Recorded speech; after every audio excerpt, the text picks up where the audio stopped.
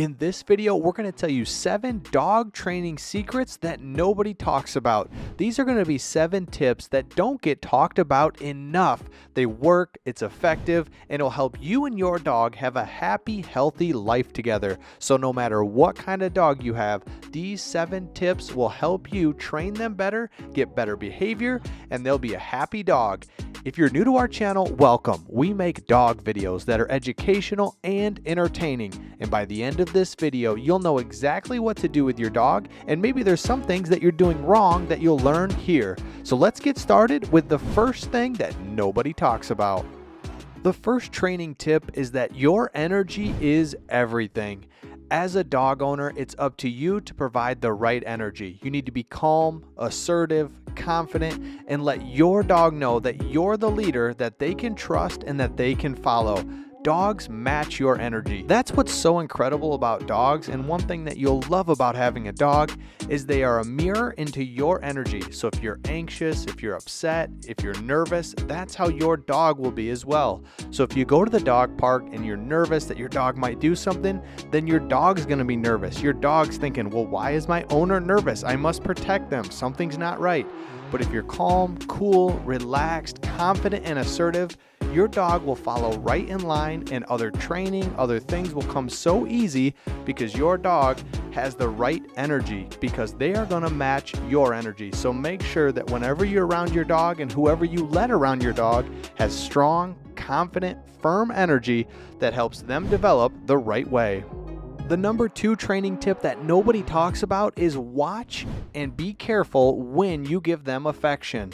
A lot of times as dog owners, we're so loving and affectionate towards our dog that we make the mistake of rewarding them when we shouldn't be. For example, when your dog jumps up on the couch and you don't want them on the couch, but instead you're petting them, and this says, okay, they must love when I'm on the couch. Same thing when they're barking out the window and making a lot of noise. You may be trying to calm them down. By doing this, you're giving them pets and you're making them feel good. So they're thinking, okay, I must defend the house. I must bark more. Same thing when they jump up on top of you. You're petting them, saying, oh, it's okay, it's okay. The dog thinks they must love this, so I'll jump up on everybody. So just be careful when you show them affection, both when you're training them and when you're not training them. They respond to positive reinforcement and training. The third training tip is to tire out their brain. If you've watched our channel for any length of time, you know that we talk about exercise. It's a great way to be out with your dog, getting rid of that pent-up energy so they're not destructive or anxiety-filled when they're at home. But we always forget about their brain. And today there's so many brain games out there. You can put their food under blankets. You can buy them puzzles so that they have to sniff around for food. Their brains working is so important. You can take them for a car ride, put them in the front seat, let them look around and see what's going on. A tired brain means a happy, healthy dog that's been exercised. And down in the description, we have a great brain training game sequence and events that you can click on. It's $49 and it's highly recommended. We'll put that in the description. It's a great way to train your dog, not only their bodies, but their mind, in a great way to tire them out for better behavior. The fourth training tip that nobody talks about is to have your dog keep all 4 on the floor all the time. As little puppies, we're always jumping up. They're always jumping up on chairs, on furniture. They're always putting their paws on you. It's a great reminder. Always have your dog's feet on the ground. If they're not on the ground, then they need to be corrected. They need to show positive reinforcement with their feet on the ground. So if you have a puppy, keep this in mind because it will really come into your advantage when they get bigger. Right now, it's no problem. They're little, they jump up on things, but wait until they get bigger. They're going to act the exact same way. So a puppy and an adult are going to act the same way when it comes to their behavior, if not corrected. So keep all 4 on the ground, and it's a great way to start. From there, you can work out, but it's a great way and a great way for your dog to just keep it on the floor. The number 5 training tip that nobody talks about is to give firm and concise commands. Another thing is you want to think about keeping your commands to a minimum. If you're always talking to your dog and you're always giving them direction and you're always trying to correct them, then suddenly you'll fall on deaf ears. But instead, Start with your energy. Have strong, firm energy, and then when you have a command, make sure that it's concise, it's short, and it's not used all the time.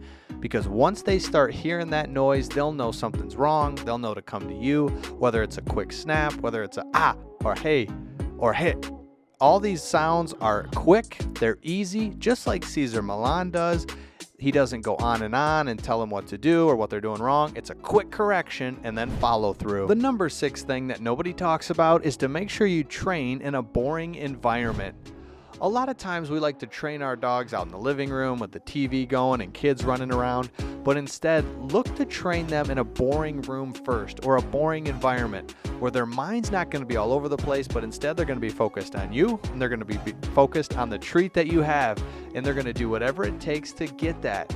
So if you're in a boring environment, they're just going to be better trained, especially early on. Then you can work out from there as they get older and do different things. But start your training by wearing out your dog, have good energy, and go to a boring environment, and they will learn things quicker than you might expect. Number 7, tire them out so they'll listen. Just like we said before, exercise is the first step in a healthy, happy, trained dog. Sometimes dogs get so much pent-up energy that there's no way that they can listen to you. There's no way that they can focus on any commands or learning any training. So take them for a bike ride, a swim, a walk, a run, a hike, anything you can to really tire them out. Then when you get home, it's a great time to train them and teach them a couple new tricks. And when you do training, make sure it's not for a long period of time. Just do it consistently, short time, over a long period of time, and you'll get a dog that really responds to you. But start it by taking them for a walk, get them good exercise to release all that pent-up energy, and they'll be ready to learn and ready to go when you get back home. We hope you've enjoyed this video about 7 training secrets nobody talks about, and we'll see you on the next one.